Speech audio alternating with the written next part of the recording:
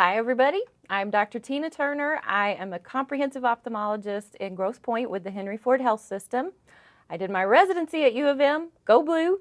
Today we're going to talk about viscoelastics. Most of what I'm going to tell you is from this excellent textbook. There's a newer edition of the textbook which is also wonderful. My other reference is going to be this brain. This textbook is an excellent reference. This brain is a work in progress and prone to malfunction, so bear with me. Let's first start talking about the function of viscoelastic devices in cataract surgery. We basically use them to maintain the intraocular space so that you've got room to move when inside the eye. How did we do that in the past? Does anybody know? We basically used air, which was less than ideal. We also use OVDs to protect the endothelium. Why is that important? Because we're born with about 3,500 endothelial cells per square millimeter, and we have around 2,400 of those by the time we're an adult, and we continue to lose them throughout the rest of our life, and they don't repopulate. So the more protection, the better. We also need to talk a little bit about rheologic properties in order to understand the function of OVDs and how they do their job. The first word we need to understand in rheology is viscoelasticity, and that's a substance's ability to return to its original state after being stressed. Just like these balls, when they're compressed, they return to their original round state. We also need to understand viscosity. Viscosity is a substance resistance to flow. Let's take a look at one of my all-time favorite substances, ketchup. Can you believe that ketchup is more viscous than honey, which partially explains this phenomenon, but only partially.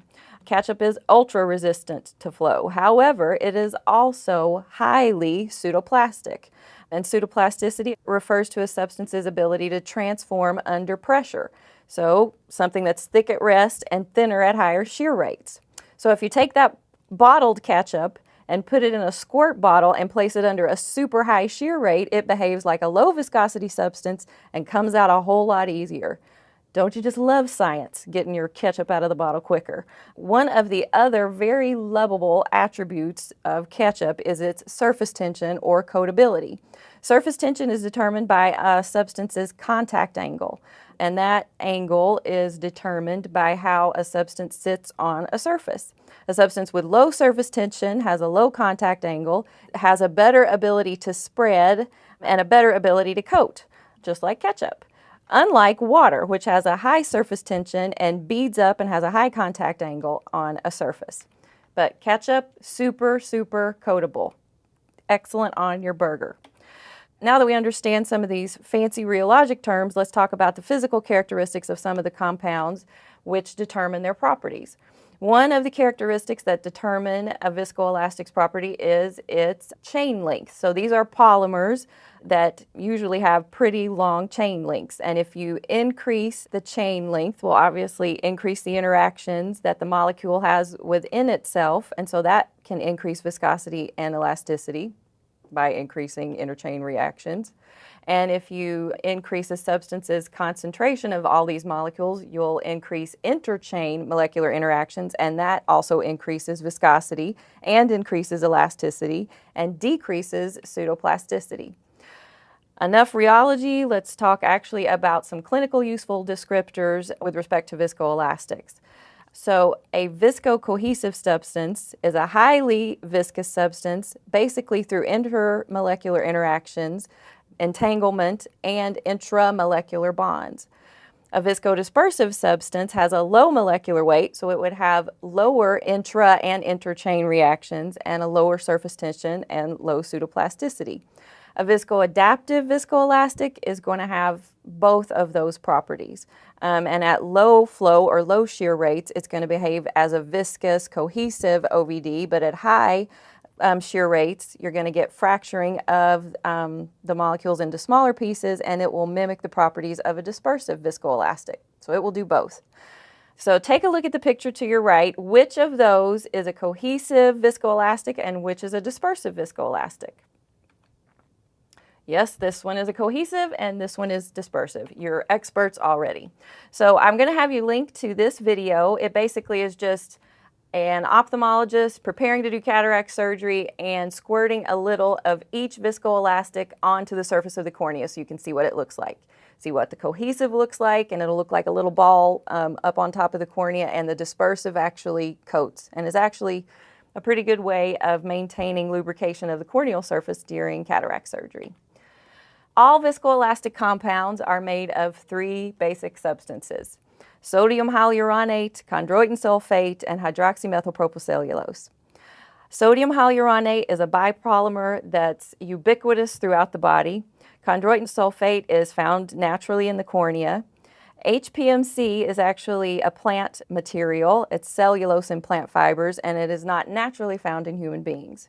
So a little bit about sodium hyaluronate. It's found in the eye, in the aqueous, and the vitreous. It's a long chain of bipolymers, and those long chains coil in solution. If you increase concentration, you obviously increase viscosity because of the intermolecular interactions. And the molecular weight of sodium hyaluronate molecules is between 2 and 5 million Daltons. Where do we get sodium hyaluronate to use in our viscoelastics? If you guessed rooster combs, you'd be correct. Unfortunately, however, we also get it from bacterial fermentation. Let's move on to chondroitin sulfate. Like I said, it's naturally occurring in the cornea. It's a repeating disaccharide molecule or polymer, and its molecular weight is only 50,000 Daltons. So clearly, this is a lower molecular weight substance. This actually would be used in a dispersive agent because it's lower molecular weight. What's the source for chondroitin sulfate? If you guessed shark fins, you'd be correct, but that's not, I guess, the usual source. And folks usually turn to cow trachea and pig ears and snouts. And yes, that really is true. All of these polymers come from naturally occurring substances and aren't man-made in a lab. On to HPMC. This is synthesized from purified cellulose, which, like I said, is a structural substance in plant fibers, and is a polymer of D-glucose molecules. So these molecules were actually used in OVDs several years ago, and actual vegetable fibers were found in some of the samples of OVDs that were used in the early 80s. So these aren't commonly used any longer, just an interesting fact to make you look smart. And the source of that is actually cotton wool fibers and wood pulp. I should say the source of that was, because like I said, they're not really used very much in the United States anymore. So let's talk about sodium hyaluronate derived OVDs. Like I said, usually sodium hyaluronate is used to fashion visco-cohesive OVDs. Helon was one of the first OVDs to be created, or actually was the first OVD to be created in the 1970s by Pharmacia. Helon GV was then fashioned because they wanted to make something that was greater viscosity. And so you can see what they did. They actually increased the concentration and increase the molecular weight. So both of those things led to an increase in viscosity.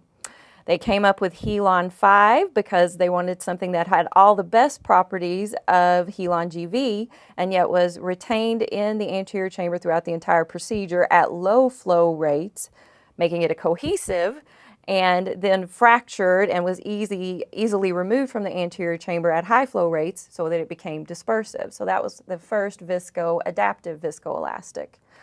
Helon Indicoat's actually a newer viscoelastic, and it's advertised as being a visco-dispersive, which is interesting because sodium hyaluronate is used in its formulation. And like I said, usually the visco-dispersive substances are created with chondroitin sulfate. Amvisc was created in 1983 by Bausch & Lomb and is a little bit less viscous than Helon, and that can make sense to you because look at its molecular weight, which it's lower than Helon, but still it's visco-cohesive.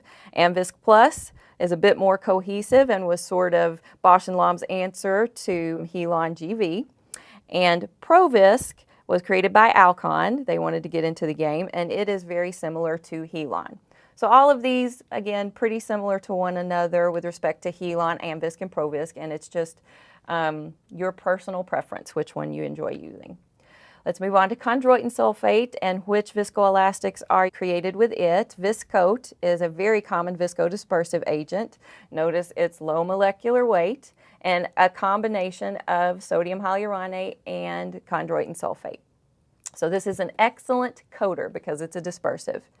Discovisc was Alcon's answer to Helon 5, and it has both cohesive and dispersive properties, so it is viscoadaptive. It's dispersive and cohesive, so it's viscoadaptive.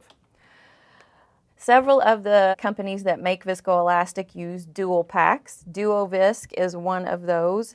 It's Viscoat and Provisc together so that you don't have to open two separate packages for your visco-cohesive and your viscodispersive agents.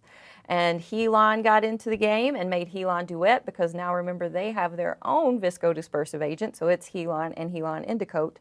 And then Helon Ultimate, which is just Helon and their viscoadaptive agent, Helon 5. HPMC, like I said, is really not used in the United States any longer, but to make you look smart, I'm going to tell you a little bit about OcuCoat and Cellugel. These were the viscodispersive and viscocohesive agents that were made with hydroxypropylmethylcellulose. Bausch & Lomb created OcuCoat. Notice it's very low molecular weight, so it is a coater, it is dispersive. And then Cellugel was created by Alcon. Notice it's higher molecular weight, so that means it's a cohesive agent. And neither of those are available in the United States any longer. So let's take a quiz. Can you tell me what type of OVD this is? Is it cohesive, dispersive, or viscoadaptive? If you said cohesive, you're correct. Now, Helon GV. You are correct. That is cohesive. Let's move on. What about Discovisc? Correct. That's adaptive. That's got your cohesive properties and your dispersive properties depending on your flow rate. And Duovisc, if you guessed dual pack, you're right on because that's got your dispersive agent and your cohesive agent, and you don't have to have your staff open two separate boxes. And now on to Amvisc, cohesive or dispersive. If you said cohesive, you're right on. Now Helon Duet, this is harder because it's a newer product. However, if you look right here, it gives you the answer. It's Helon and Helon Indicoat. So it's a dual pack. If you said dual pack, you're right. Helon 5, which one is that one? Super viscous, it says. But remember, it is viscoadaptive. It does both. It's cohesive and dispersive depending on your flow rates. You're doing a great job. Now let's talk about my favorite combo, what I use every week in the OR. Viscoat, cohesive or dispersive? If you said dispersive, you're right. And look right here. It's made with chondroitin sulfate. It also has a little sodium hyaluronate. And Amvisc, cohesive or dispersive? Absolutely, cohesive. These are the two viscoelastics that I use to do the soft shell technique, which we'll talk about here in just a second. Okay, so let's continue with the quiz, but use video. So tell me what type of viscoelastic agent you believe this is that's being injected in the anterior chamber.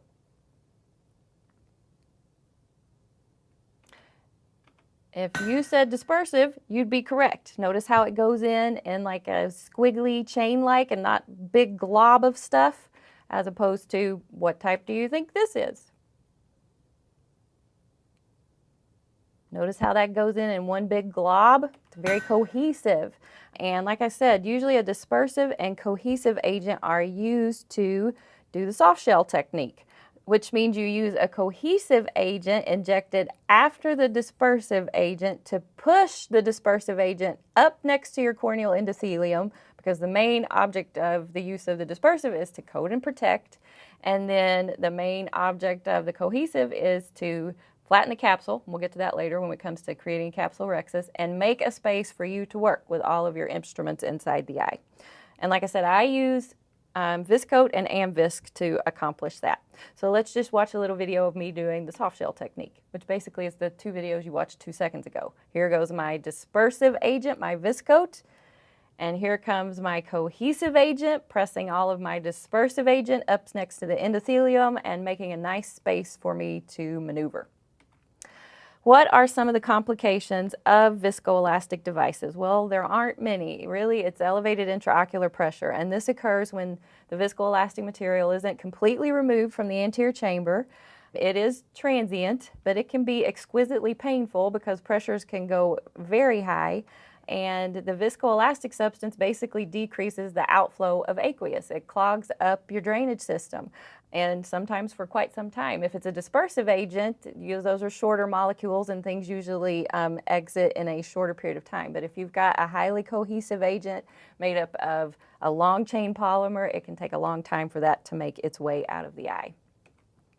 So that's it for viscoelastics. Feel free to contact me if you have any questions. Let's go blue.